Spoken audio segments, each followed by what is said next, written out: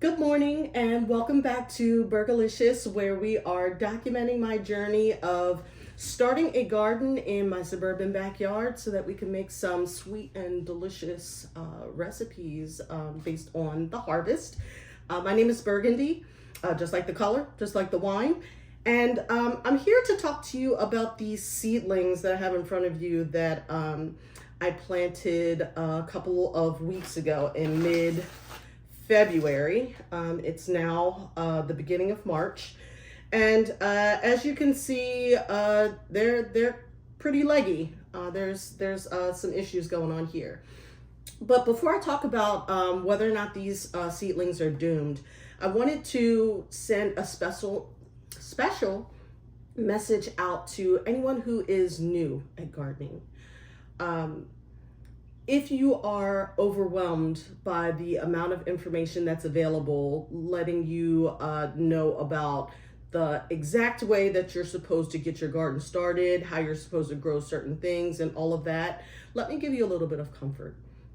I have been, in some way, shape, or form, dealing with plants both inside and out of my home ever since I was a little girl. I've been done a lot of gardening with my father over the years, and just recently I have access to space outside where I can really expand on just a little bit of the gardening that I've done in the past.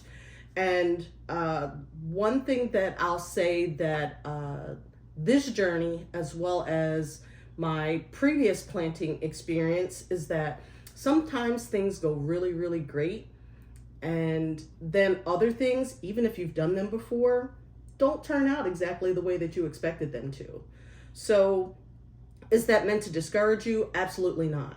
What it is meant to say is that hopefully your life does not depend on getting everything exactly right 100% of the time, because I don't think even the most seasoned of us gardeners are able to actually do that. But you do learn as you go, and it's supposed to be fun. You're supposed to have a good time.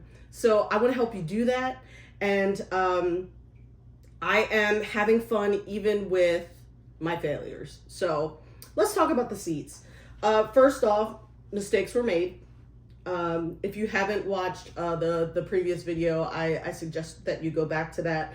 But when I initially potted these tomatoes here, I was doing quite a bit of winter sowing. And winter sowing was a preferred method for me because I live in a very small space and there isn't a lot of room for me to host seedlings indoors. So that was the first thing that I did. I took a bunch of things in milk jugs and I put them out in the backyard, and now I'm anxiously waiting for those sprouts to form. However, like most gardeners, I couldn't wait, and I ended up buying these little seed starting trays so that I could do a few things indoors as well. And in my opinion, I'm thinking, all right, I'm maximizing the opportunity of getting successful plants out of this whole process. Successfully, I grew some stuff. They sprouted. What I didn't do early on, and this is where the lessons learned comes in, I didn't have dedicated lighting for my seedlings. I did plant them next to a window. They almost immediately started growing and reaching for said window. And I also put the packet of seedlings upstairs in my loft, which is significantly warmer than the rest of my house. And I think those combination of things led to the seedlings growing very, very quickly without having the strength in their stems the way that I ideally would have wanted. So at some point I did recognize, like, hey, there's something going on. I need to add light. I don't really have a good setup for that. I came up with this not so attractive lighting solution just to try to give my plants what they needed. And now I'm starting to see that that first set of leaves is popping up after a couple of weeks. So the course correct happened, but we are still left with seeds that have very, very long stems, and they're not as strong and upright as I'd like them to be. So what do? Do we scrap all of these and throw them away? In the case of tomatoes, no, we don't have to do that with tomatoes. But what we can do is repot them, because with tomatoes, they have like their stems are very furry. And what will happen with a tomato seedling if you bury a portion of the stem is that roots will grow out of that piece. So what we're going to do today is repot these bad boys so that they can keep doing what they need to do, and we don't lose any time or effort from the seedlings that have already started. So that's what I plan on doing here today. Now, before we start actually repotting anything, I had prepared a whole new set of trays to move the tomatoes into. But because life was lifing and I didn't do this last weekend the way that I intended, these stems are now too tall for me to bury inside of these little cells. And let's be clear, tomatoes are big plants anyway. They're going to grow very, very quickly. At some point, I was going to have to move them to larger pots anyway. So I am just going to transplant these, not all of these on this video, but I'll show a couple, into these larger pots that I have here. And very importantly, they have lots of drainage holes on the bottom, so we don't have to worry about things getting overly moist in here, but lots of opportunity and room for the roots to expand once the seedlings have reestablished themselves after we repot them. So what I'm going to do here, I have a container off to my side that has a combination of coconut coir and compost in it. I'm going to use more of the coir than the compost because we can add more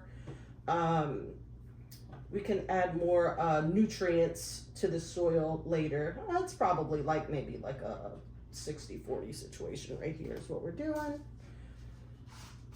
And I am not packing the soil into this container. I want it to be loose so that the roots can find their way further down the way that they need to, and kind of get a better start again.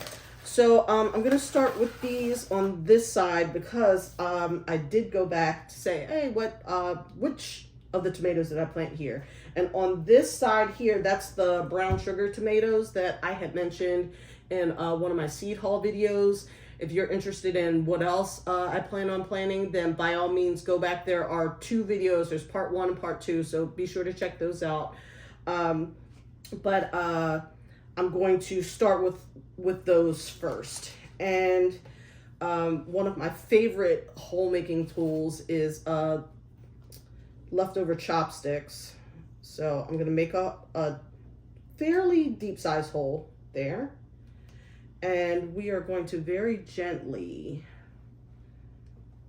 get our brown sugar seedling out of here. And I'm holding it down at the bottom, but really what I should do is grab it from the top. What you don't want to do is grab it from the actual stem. Actually, I want that a little bit lower, so very gently, because they are very leggy. They're even more delicate than usual. This is actually a really good way to grab them without hurting the roots, without hurting the stem. And then we're going to get it down into that hole. And look at that. Leggy, not leggy.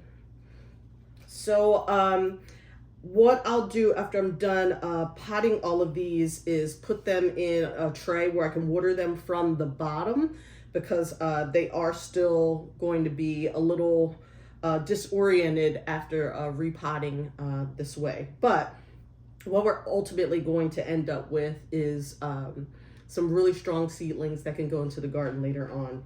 I also made sure that I made labels for these as well, because once I start moving them into individual pots, then I'm not going to know what is what. So I will take care of that as I go through all of this. But yeah, we are down. We are not out. We're going to keep planting.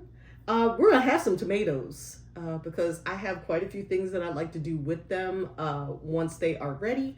So I hope that this video is encouraging to those of you who are getting started and feeling like I did something that I wasn't supposed to do, or I'm not sure how to go about something. Let's learn together. Let's do it. And if you are not new to gardening and you have some suggestions about what we're doing here and you'd like to drop those in the comments, I'd like to hear that as well. We can all learn from each other. And I hope that you will continue to see me do that on this gardening journey. Thanks so much, and I'll see you again soon. And this is the end result.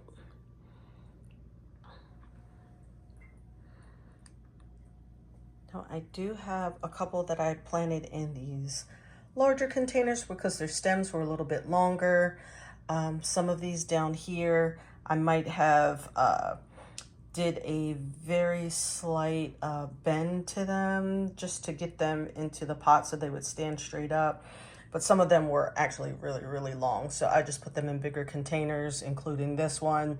I know that I'm going to have to repot those again because they can't all stay in that container together. But for now, we'll see what the survival rates are on these, and I will report back.